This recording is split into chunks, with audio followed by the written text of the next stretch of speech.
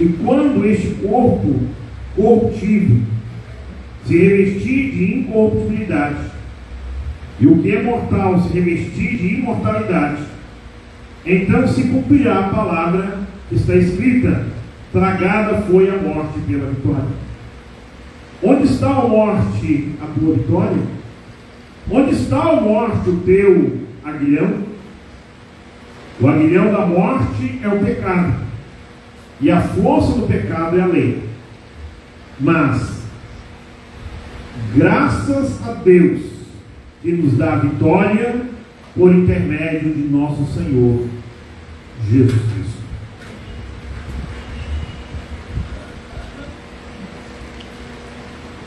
Eu estava lendo alguns comentários sobre esse texto e eu vi uma história.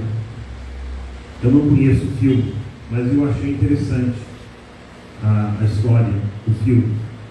O filme chamado O Preço do Amanhã.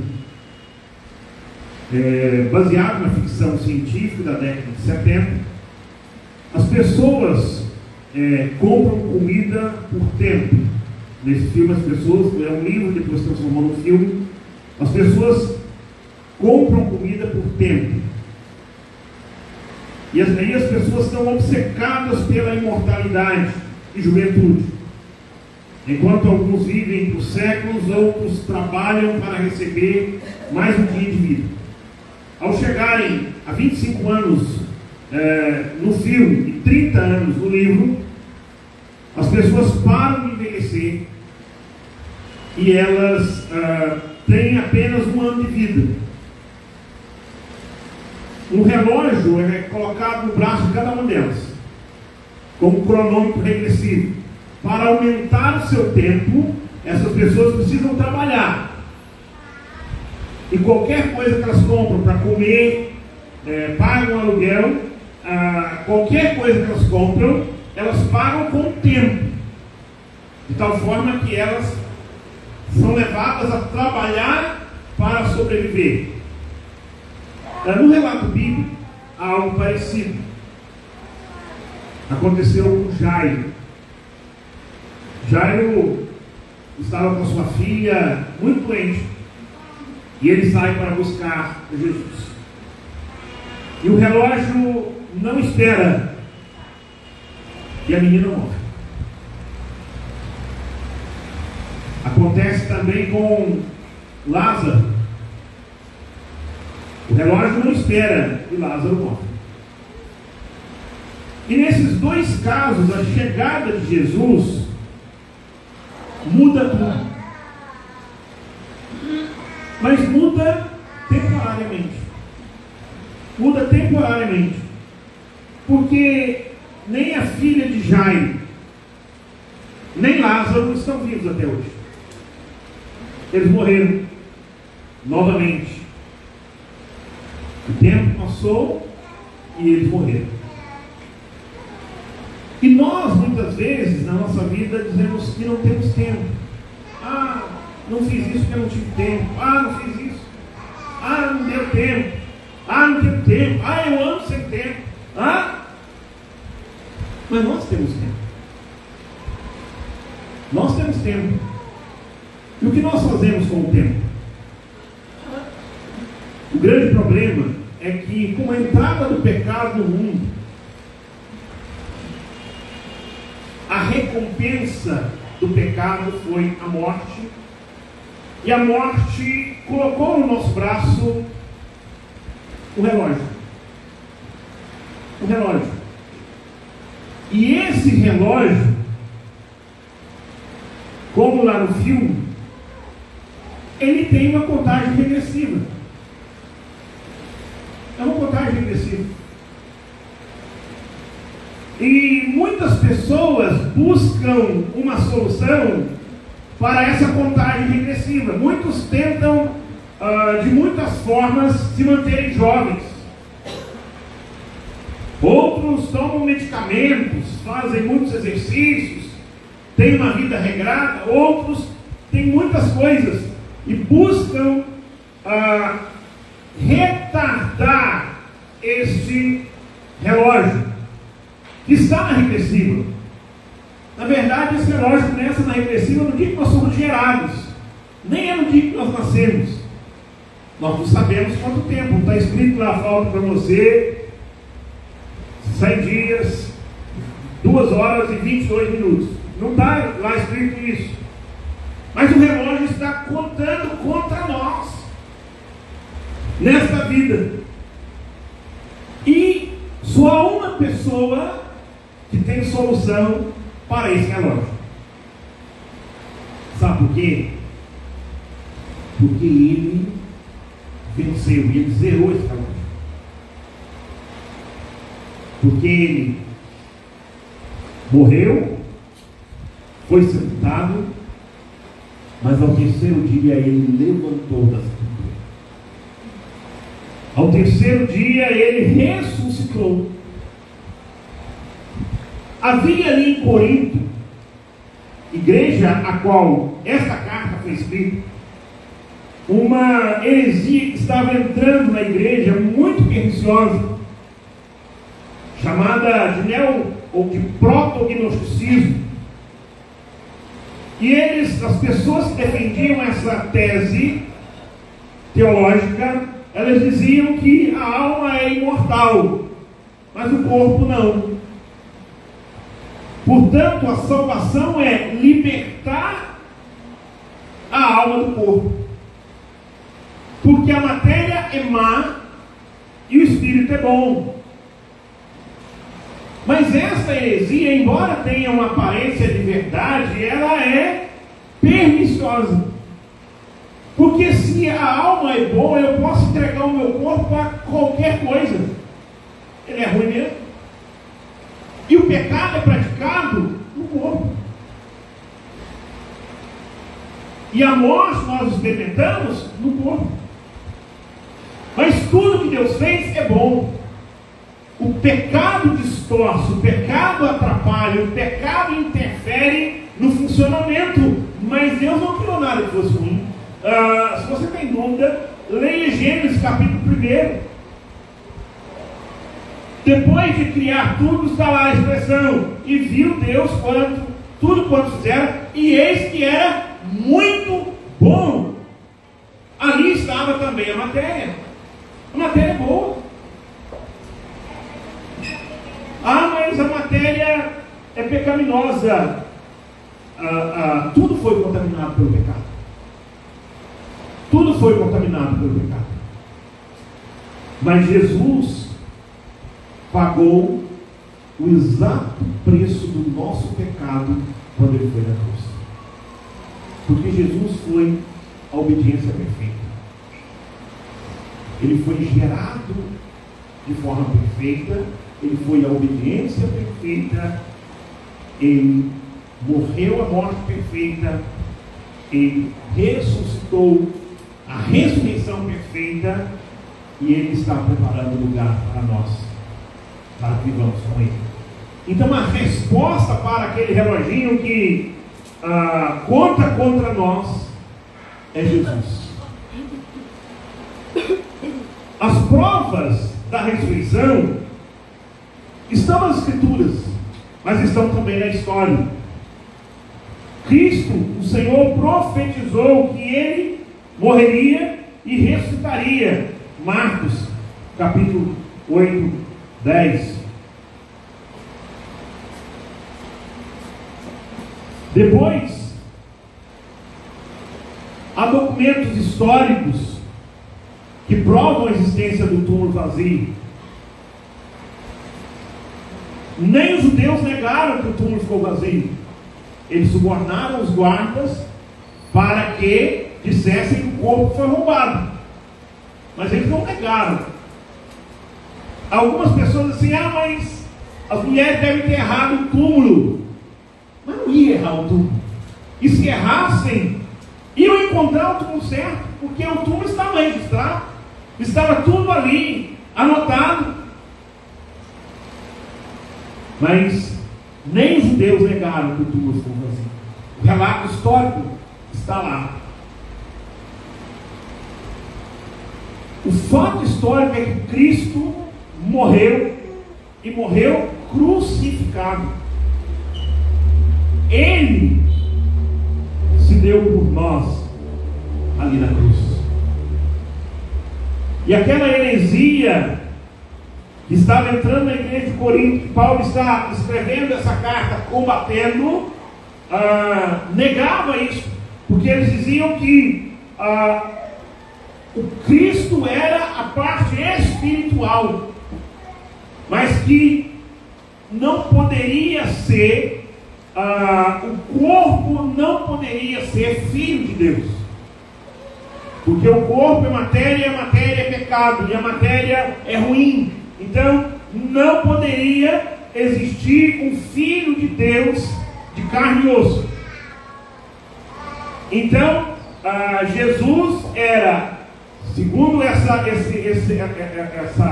falsa doutrina, Jesus era o filho espiritual. A parte espiritual de Jesus era boa, e por isso não havia como o corpo de Jesus ressuscitar, porque a matéria é má. E Paulo, escrevendo isso, ele chega no final do capítulo e ele diz, no capítulo 15, ele diz assim: e quanto a esse corpo corruptível, ele não diz que o corpo não é corruptível. Ele diz: enquanto esse corpo é corruptível se revestir de incorruptibilidade, quando será isso? Na ressurreição. Na ressurreição. Ele está dizendo a ressurreição do corpo, não só da alma. Não é só a alma que é imortal, o corpo também será ressuscitado.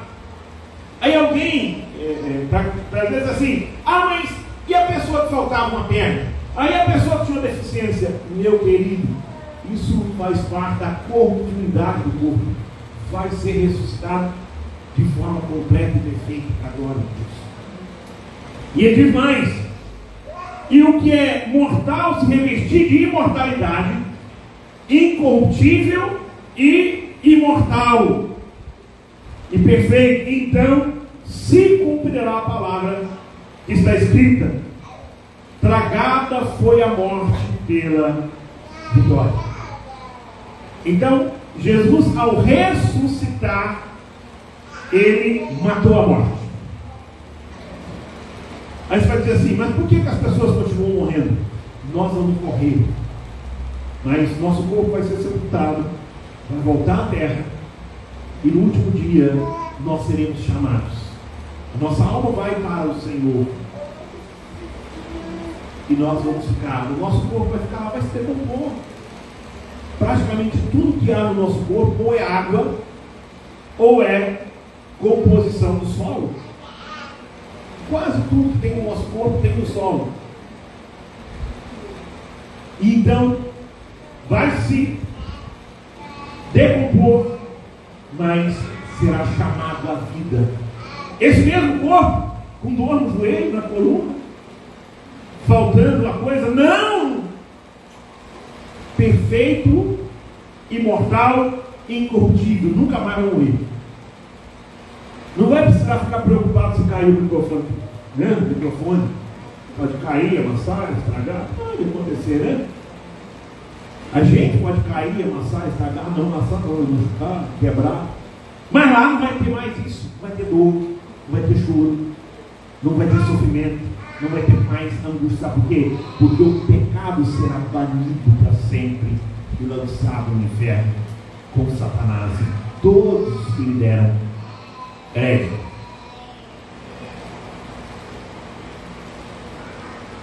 Então, nós vemos também o testemunho das mulheres que foram e disseram: ele não está lá.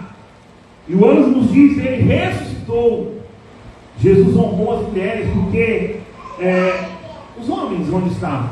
Não foram lá, mas as mulheres foram lá levar os ungüentos para embalsamar o corpo de Jesus. Depois que elas voltaram e falaram, os discípulos correram. 500 testemunhas oculares viram Jesus ressurreto.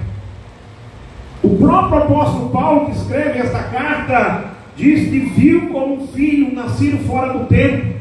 Ele viu o Senhor quando ele ia para perseguir a igreja do Senhor. Tomé, que duvida da ressurreição no primeiro momento, vê Jesus, e depois esse homem, segundo a tradição, vai pregar o Evangelho na Índia, porque ele creu ao ver Jesus. E Jesus disse assim: você é bem-aventurado porque viu e creu, mas mais bem-aventurado é quem não viu e ainda assim creu. Você e eu, que cremos na ressurreição de Jesus, que cremos na morte sacrificial de Jesus, que cremos que Jesus morreu para pagar o alto preço por nós, para nos reconciliar com Deus, nos fazer filhos e herdeiros das promessas do Deus Altíssimo. Nós somos mais bem-aventurados do que Tomé, porque ele viu e ele creu, mas nós cremos sem precisar ter visto. A realidade presente da ressurreição, a morte de Cristo estava profetizada 700 anos antes da sua vinda.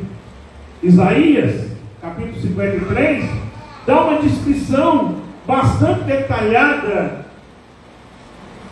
da morte, do sacrifício do Cordeiro de Deus. Como ovelha muda foi levado para o matador. O apóstolo Paulo vai mostrando isso para aquela igreja. E ele vai dizer que a ressurreição foi profetizada mais de 1000 anos antes, no Salmo 16, versículo 10. O Messias havia de vir e ele não permaneceria morto. Essa foi a ressurreição do versículo 1. A ideia da palavra grega usada para ressurreição ali é um passivo que está no grego no modo perfeito. Nos traz uma ideia de acontecimentos do passado com resultados permanentes acontecendo até o momento em que está sendo escrito. Nós podemos pegar isso e dizer, na verdade, o sacrifício de Jesus foi no passado, mas está surtindo efeito e fazendo efeito em nós hoje, porque nós cremos, e quando cremos, nós também somos feitos filhos de Deus. O apóstolo João nos diz isso no seu Evangelho: a todos quantos receberam, deu-lhes o poder de serem feitos filhos de Deus, a saber, os que creem em seu nome. Por isso nós não devemos olhar a morte como um fim em si mesmo. A morte põe fim à jornada nesta vida, e ela causa tristeza porque ela causa separação. Portanto, eu fico olhando, às vezes as pessoas querem consolar as outras quando, no velório, ou quando a pessoa está passando pelo luto, dizendo assim: não chora não. Eu não tenho coragem de dizer para a pessoa não chorar, porque cada um expressa o sentimento de um jeito. O que eu costumo dizer para a pessoa: eu estou aqui, se eu servir para alguma coisa, para te ajudar a passar nesse momento, conta comigo. Mas eu vou falar para a pessoa: não chora não. Eu não sei, eu não consigo, porque eu tenho dificuldade de chorar, mas tem outras pessoas que sentem alívio quando choram. E não é um pecado, o crente não pode chorar. Isso é. Então Jesus não era crente, porque quando Jesus sabia que ele ia ressuscitar Lázaro, quando ele chegou e Lázaro estava morto, ele chorou. E ele sabia que ele ia ressuscitar Lázaro, mas a dor da perda das irmãs ali era tão grande, e pelo companheirismo, da amizade que Jesus tinha com aquela família, que ele também chegou ali e chorou. Ele sentiu a dor da família e ele chorou. Então Jesus não era crente, porque se ele chorou, aí mas não pode chorar. Sempre tem aqueles que são gostam de dar receita para os outros que nem eles conseguem cumprir. Não é isso que nós estamos falando. Encarar a morte como um momento de separação, de fim nessa jornada e que traz sim dor, é próprio do ser humano. Mas nós não devemos ficar desesperados, porque nós cremos que o que nos aguarda muito melhor está do outro lado. Está do outro lado. Eu costumo dizer o seguinte: eu desejo todos os dias ir para o céu, mas não tenho pressa. Enquanto Deus for servido e me deixar aqui, dói um bocado, incomoda um pouco. Tem dia que dá umas febres, um negócio esquisito, o corpo dói tudo, mas viver é bom demais. Viver é muito bom. Tem luta, tem dor, tem angústia, tem perda, tem aperto, tem, mas tem tantas alegrias, tem tanta coisa boa. Então nós devemos viver com alegria no Senhor, sabendo que nós estamos aqui para servir a Deus, e servir a Deus muitas vezes é servir um ao outro. Mas nós devemos estar prontos, preparados, confiados inteiramente em Jesus, para quando nós partirmos daqui, nós vivemos com Ele por toda a eternidade, porque a morte e a ressurreição de Jesus são a garantia de que nós também viveremos com Ele para sempre. E essa é a esperança futura da ressurreição. O apóstolo Paulo, então, no finalzinho, quando nós já lemos e repetimos, ele diz: nós seremos revestidos de incorruptibilidade, de imortalidade. O nosso corpo vai ser transformado. E nós seremos recebidos por Jesus, porque Ele diz que está preparando o lugar. Ele diz: eu vou e vou preparar lugar para vocês. Quando eu tiver preparado o lugar, eu volto, busco vocês e vocês vão ficar comigo para sempre. Eu estou parafraseando o que Jesus fala em João, no capítulo 14. Mas é mais ou menos isso. Se você ler lá, você não vai encontrar exatamente essas palavras, mas você vai encontrar esse contexto que Jesus está dizendo. A ressurreição para nós, ela deve ser uma festa, ela é uma festa diferente da festa celebrada pelas pessoas em geral. Porque as pessoas estão preocupadas com chocolate. É bom? É bom. Eu hoje comi chocolate, ganhei e comi. Não é? Ganhei e comi. Se você achar que não está bom para você lá, pode mandar para mim que eu como durante a semana toda, sem problema nenhum. Depois, a gente cuida da balança, né? Não tem problema. Agora, a nossa Páscoa não é isso. A nossa Páscoa não é coelho que bota ovo. Isso é incoerente. A nossa Páscoa não é a Páscoa judaica. Porque a Páscoa judaica era a celebração da libertação do Egito, do cativeiro egípcio. Ela era um símbolo da Páscoa que nós celebramos em Cristo. A nossa Páscoa é a ressurreição de Jesus. É o alto preço que Jesus pagou por nós lá naquela cruz. Lá naquela cruz. Ele entregou-se por nós lá naquela cruz. Ele pagou o preço, exatamente o preço do nosso pecado, para que nós tenhamos parte na herança com Deus. E sejamos feitos filhos de Deus Altíssimo. Portanto, meus irmãos e irmãs,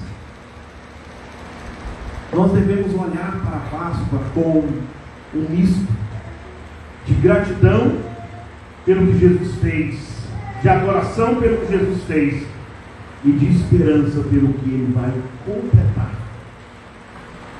quando Ele voltar, porque então nós viveremos com Ele por toda a eternidade, livres da dor, livres de todas as preocupações. Assim nós seremos o que o apóstolo diz. Tragada foi a morte pela vitória. E aí ele faz uma provocação à morte, ele diz assim: onde está a morte, a tua vitória? Onde está a morte, o teu aguilhão? O aguilhão da morte é o pecado, e a força do pecado é a lei, porque a lei nos lembra: você é pecador, você não conseguiu obedecer em tudo. Mas então ele diz assim: graças a Deus. É uma expressão que ele usa assim, dizendo graças a Deus, né? Uma expressão de alegria com alívio, que nos dá a vitória por intermédio de nosso Senhor Jesus Cristo. E então ele conclui o capítulo dizendo: portanto, meus amados irmãos, sede firmes. Por quê? Porque Jesus pagou o alto preço por nós. Porque Jesus já zerou a nossa dívida. Aquele reloginho que ficava lá pressionando, que a gente ia ficar trabalhando para comer. Não, isso aí não. Agora nós trabalhamos. Nós não trabalhamos mais para comer. Nós trabalhamos para servir a Deus, para glorificar o Senhor. Comer, nos vestir, faz parte disso. Mas nós trabalhamos agora para glorificar o Senhor. E ele diz assim: portanto, meus amados irmãos, sede firmes e inabaláveis e sempre abundantes na obra do Senhor, sabendo que no Senhor o vosso trabalho não é vão. Quando você trabalha para o Senhor, confiado inteiramente na graça de Deus, você não busca comprar o favor de Deus. O favor de Deus já foi trazido até nós por Jesus. Você trabalha com alegria, você trabalha com contentamento, você trabalha na certeza de que vale a pena, porque o Senhor é quem cuida de nós, é quem nos ampara em todos os momentos, é quem nos consola em todos os dias. Que Deus nos abençoe, em nome do Senhor Jesus.